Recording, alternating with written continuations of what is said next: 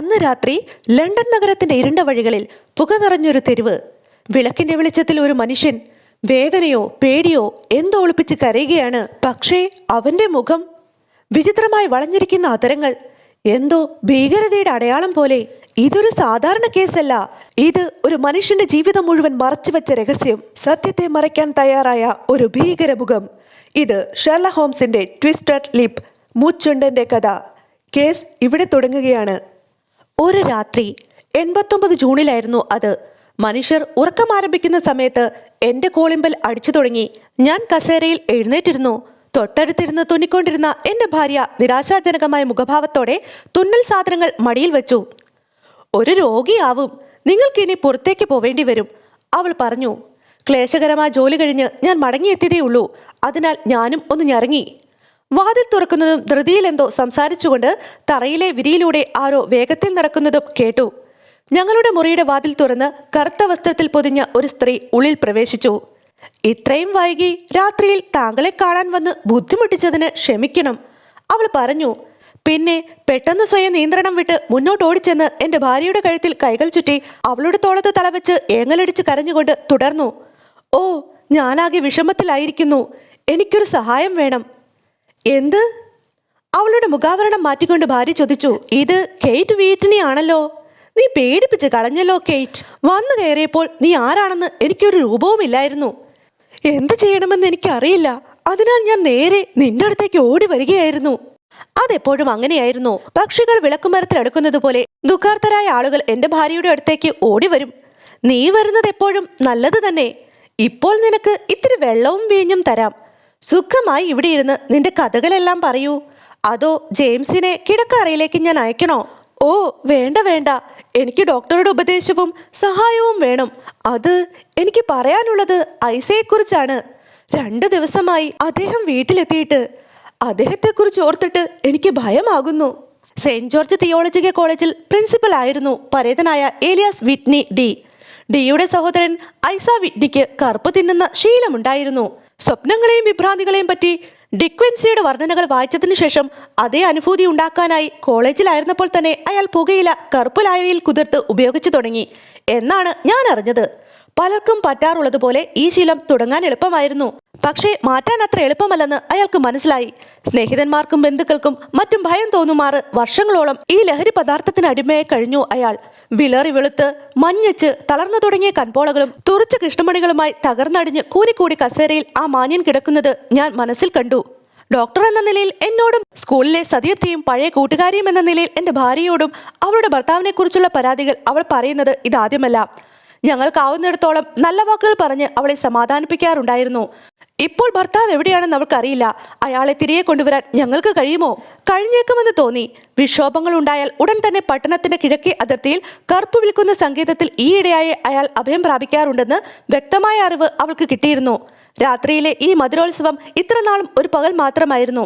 വൈകുന്നേരം തകർന്നടിഞ്ഞ് തിരിച്ചു വരും. എന്നാൽ ഇപ്പോൾ ലഹരി 48 മണിക്കൂറും അയാളുടെ മേൽ പ്രവർത്തിച്ചിരുന്നതിനാൽ വിഷഗന്ധവും ശ്വസിച്ച് അവിടെ തന്നെ കിടന്നുറങ്ങിയിരുന്നു. അപ്പർ സാൻഡോൺ ലെയിനിലെ ബാർ ഓഫ് ഗോൾഡ് എന്ന സ്ഥലത്ത് അയാളെ കാണാനൊക്കും എന്ന കാര്യത്തിൽ അവൾക്ക് സംശയമില്ലായിരുന്നു. പക്ഷേ അവൾ എന്ത് ചെയ്യാനാണ്? അത്തരമൊരു സ്ഥലത്തേക്ക് കടന്നു ചെന്ന് അവളെപ്പോലെ ലജ്ജാലുവായ ഒരു ചെറുപ്പക്കാരിക്ക് എങ്ങനെ തെമ്മാടികളുടെ ഇടയിലിരിക്കുന്ന ഭർത്താവിനെ പിടിച്ചുകൊണ്ടുവരാനൊക്കും? അതായിരുന്നു കേസ്. തീർച്ചയായും അതിനൊരു പോംവഴി ഉണ്ടായിരുന്നു. ആ സ്ഥലത്തേക്ക് ഞാനും അവൾക്ക് അകമ്പടി ചെല്ലുക. എന്നാൽ രണ്ടാമതൊന്ന് ചിന്തിച്ചപ്പോൾ, അല്ലെങ്കിൽ അവൾ എന്തിനാണ് വരുന്നത്? ഞാൻ ഐസ വിറ്റ്നിയുടെ ആരോഗ്യ ഉപദേഷ്ടാവാണ്. ആ നിലയ്ക്ക് അയാളുടെ മേൽ എനിക്ക് സ്വാധീനമുണ്ട്. ഞാൻ തനിയെയാണെങ്കിലും അയാളെ നിയന്ത്രിക്കാൻ ഒത്തേക്കും. അവൾ എനിക്ക് തന്ന മേൽവിലാസത്തിൽ ചെന്നാൽ 2 മണിക്കൂറിനകം അയാളെ വണ്ടിയിൽ കയറ്റി വീട്ടിലെത്തിക്കാമെന്ന് എനിക്ക് ഉറപ്പായിരുന്നു. ഞാൻ അവൾക്ക് അത് ഉറപ്പ് കൊടുക്കുകയും ചെയ്തു. അതിനാൽ 10 മിനിറ്റിനകം എൻ്റെ കസേരയും സന്തോഷപ്രദമായ മുറിയും വിട്ട് വിചിത്രമായ ചുമതലയുമായി കുതിരവണ്ടിയിൽ വേഗം ഞാൻ കിഴക്കോട്ട് യാത്രയായി. എന്നാൽ അത് എത്രമാത്രം വിചിത്രമാണെന്ന് കുറച്ച് സമയം കൂടെ കഴിഞ്ഞു മാത്രമേ എനിക്ക് പൂർണ്ണമായും മനസ്സിലായുള്ളൂ. എന്റെ സാഹസിക ശ്രമത്തിന്റെ ആദ്യഘട്ടത്തിൽ വലിയ ബുദ്ധിമുട്ടൊന്നും ഉണ്ടായില്ല. അപ്പർ സാൻഡൻ ലെയിൻ ഒരു ദുഷിച്ച ഇടവഴിയായിരുന്നു. ലണ്ടൻ പാലത്തിന്റെ കിഴക്കുമാറി നദിയുടെ വടക്കുവശത്ത് നിരന്നു കിടക്കുന്ന കടൽപ്പാടത്തിന്റെ പിന്നിലുള്ള സ്ഥലമായിരുന്നു അത്. ഒരു റെഡിമെയ്ഡ് വസ്ത്രക്കടയുടെയും മദ്യശാലയുടെയും ഇടയിൽ ഗുഹയുടെ വായ്പോലുള്ള ഇരുണ്ട വിള്ളലിലൂടെ കുത്തനെ താഴേക്കുള്ള പടികൾക്കിടയിൽ ഞാൻ അന്വേഷിച്ച ആ സങ്കേതം കണ്ടു. വണ്ടിക്കാരനോട് കാത്തുകിടക്കാൻ പറഞ്ഞ ശേഷം കുടിയന്മാർ ഇടതടവില്ലാതെ നടന്നതുകൊണ്ട് അടവ് തന്നെ ആ പടികളിലൂടെ ഞാൻ താഴേക്കിറങ്ങി. വാതിലിന് മുകളിൽ മിന്നി മിന്നി കത്തിക്കൊണ്ടിരുന്ന എണ്ണവിളക്കിന്റെ പ്രകാശത്തിൽ സാക്ഷ കണ്ടുപിടിച്ചു. കറുപ്പിന്റെ പുക കൊണ്ട് അന്തരീക്ഷം കനത്തിരുന്നു. ഉയരം കുറഞ്ഞ മുറിയിലേക്ക് ഞാൻ കടന്നു. നങ്കൂരമിട്ട കപ്പലിന്റെ അണിയം പോലെ തടികൊണ്ടുള്ള ഇരിപ്പിടങ്ങൾ അതിലുണ്ടായിരുന്നു. കുനിഞ്ഞ തോളുകളും വളഞ്ഞ മുട്ടുകളും പിന്നാക്കം പോയ തലകളും മുകളിലേക്ക് ഉയർത്തിയ താടികളും പുതിയതായി കടന്നു വരുന്നവരെ തിളക്കമറ്റ കണ്ണുകൾ കൊണ്ട് അവിടെ നിന്നും ഇവിടെ നിന്നുമുള്ള നോട്ടത്തോടെ വിചിത്രമായ രീതിയിൽ തലങ്ങനെയും വിലങ്ങനെയും കിടന്നിരുന്നവരെ ആ ഇരുട്ടിൽ കഷ്ടിച്ചൊന്ന് കാണാനേ എനിക്ക് കഴിയുമായിരുന്നുള്ളൂ. ഓഹക്കുഴലുകളിൽ വിഷം കത്തുന്നതനുസരിച്ച് ആ ഇരുണ്ട നിഴലുകളിൽ ചെറിയ ചുവന്ന വട്ടത്തിലുള്ള പ്രകാശം ചിലപ്പോൾ മങ്ങിയും മറ്റു ചിലപ്പോൾ തിളങ്ങിയും കാണാമായിരുന്നു. അധികം പേരും അവിടെ നിശബ്ദരായി കിടന്നു. എന്നാൽ അപൂർവം ചിലർ തന്നെത്താൻ സംസാരിക്കുന്നുണ്ടായിരുന്നു. മറ്റുള്ളവരാകട്ടെ താണ മുഷിപ്പൻ സ്വരത്തിൽ ഒന്നിച്ച് സംസാരിച്ചു. ചിലപ്പോൾ അവരുടെ സംസാരം ഇടതടവില്ലാതാവും, പെടുന്നെ നിശബ്ദരാകും. ഓരോരുത്തരും സ്വന്തം ചിന്തകൾ പെറുപുറത്തതല്ലാതെ അടുത്തിരിക്കുന്നവന്റെ വാക്കുകൾ ശ്രദ്ധിച്ചതേയില്ല. അങ്ങേയറ്റത്തായി കൽക്കരി കത്തുന്ന നെരിപ്പോടുണ്ടായിരുന്നു. അതിനരികിലുള്ള 3 കാലുള്ള തടിസ്റ്റൂളിൽ നീണ്ടുമെലിഞ്ഞ ഒരു വൃദ്ധൻ കാൽമുട്ടികളിൽ കൈയൂന്നി കൈത്തലം കൊണ്ട് താടി താങ്ങി തീയിൽ തുറച്ചു നോക്കിയിരുന്നു. ഞാൻ കയറി ചെന്ന ഉടനെ മലയാക്കാരനായ ജോലിക്കാരൻ ഒരു പൈപ്പും കുറച്ച് കറുപ്പുമായി വന്ന് ഒഴിഞ്ഞ ഇരിപ്പിടത്തിലേക്ക് എന്നെ ക്ഷണിച്ചു. നന്ദി, ഞാൻ ഇതിന് വന്നതല്ല. എൻ്റെ ഒരു കൂട്ടുകാരൻ ഇവിടെയുണ്ട്, മിസ്റ്റർ ഐസ വിറ്റ്നി. അയാളോട് എനിക്കൊന്ന് സംസാരിച്ചാൽ കൊള്ളാമെന്നുണ്ട്, ഞാൻ പറഞ്ഞു. എൻ്റെ വലതുഭാഗത്തൊരു ചലനവും അത്ഭുത ശബ്ദവും ഉണ്ടായി. ആ ഇരുട്ടിലൂടെ പരതി നോക്കിയപ്പോൾ ഞാൻ വിറ്റ്നിയെ കണ്ടു. വിളറി ക്ഷീണിച്ച് തലമുടിയൊന്നും ചീകാതെ അയാൾ എന്നെ തുറച്ചു നോക്കുന്നു. ദൈവമേ, ഇത് വാട്സൺ ആണല്ലോ, അയാൾ പറഞ്ഞു. വാട്സൺ, ഞാനൊന്ന് ചോദിക്കട്ടെ, മണി എത്രയായി? ഏതാണ്ട് 11 മണിയായി. ഇതേതാ ദിവസം? ജൂൺ 19, വെള്ളിയാഴ്ച. ദൈവമേ, ഞാൻ ഓർത്തിന്ന് ബുധനാഴ്ചയാണെന്ന്. ബുധനാഴ്ച അല്ലല്ലേ? നിങ്ങൾ എന്തിനാണെന്നെ ഭയപ്പെടുത്തുന്നത്? മുഖം കൈകളിലേക്ക് കുനിച്ച് അയാൾ ഉച്ചത്തിൽ ഏങ്ങലടിക്കാൻ തുടങ്ങി. ഇന്ന് വെള്ളിയാഴ്ചയാണ് എൻ്റെ മനുഷ്യ. 2 ദിവസമായി ഭാര്യ നിങ്ങളെ കാത്തിരിക്കുകയായിരുന്നു. താൻ സ്വയം ലജ്ജിക്കണം. ശരിയാണ്, പക്ഷേ നിങ്ങൾക്ക് തെറ്റി വാട്സൺ. കാരണം ഞാൻ ഇവിടെയായിട്ട് ഏതാനും മണിക്കൂറേ ആയുള്ളൂ. 3ഓ 4ഓ പൈപ്പുകൾ, എത്രയെന്ന് ഞാൻ മറന്നുപോയി. എന്തായാലും ഞാനും നിങ്ങളുടെ കൂടെ വീട്ടിലേക്ക് പോരാം. കെയ്റ്റിനെ ഞാൻ ഭയപ്പെടുത്തുകയില്ല. പാവം കൊച്ചു കെയ്റ്റ്. കൈയൊന്നു തരൂ. വാട്സൺ, നിങ്ങൾ വണ്ടി കൊണ്ടുവന്നിട്ടുണ്ടോ? ഉവ്, ഒരെണ്ണം കാത്തു കിടപ്പുണ്ട്. എന്നാൽ ഞാനതിൽ പോകാം. പക്ഷേ എന്തെങ്കിലും കണ്ടുപിടിക്കണമല്ലോ വാട്സൺ. പറഞ്ഞു നിൽക്കാൻ എന്തെങ്കിലും ഒന്ന് കണ്ടുപിടിക്കൂ. എനിക്ക് സ്ഥിരബുദ്ധി നഷ്ടപ്പെട്ടിരിക്കുന്നു. ഒന്നും തന്നെ ചെയ്യാൻ വയ്യ. നിരക്കിടയിലൂടെ ആ ഇടുങ്ങിയ ഇടനാഴിലെത്തി. ഞാൻ താഴേക്ക് നടന്നു.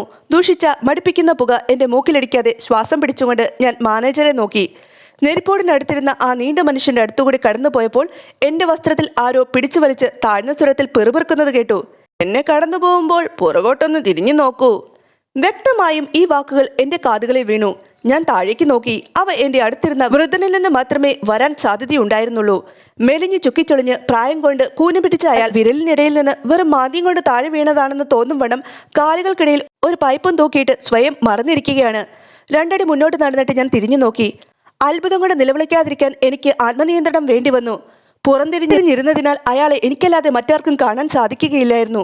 ശരീരാകൃതി നേരെയാക്കി ചുളിവുകൾ മാറ്റി അപ്രസന്നമായ കണ്ണുകളിൽ തിളക്കം വീണ്ടെടുത്ത് എൻ്റെ അത്ഭുതം കണ്ട് അവിടെ തീക്കരിയിൽ ഒളിച്ചിരുന്നത് ഷെർലക് ഹോംസ് അല്ലാതെ മറ്റാരും ആയിരുന്നില്ല.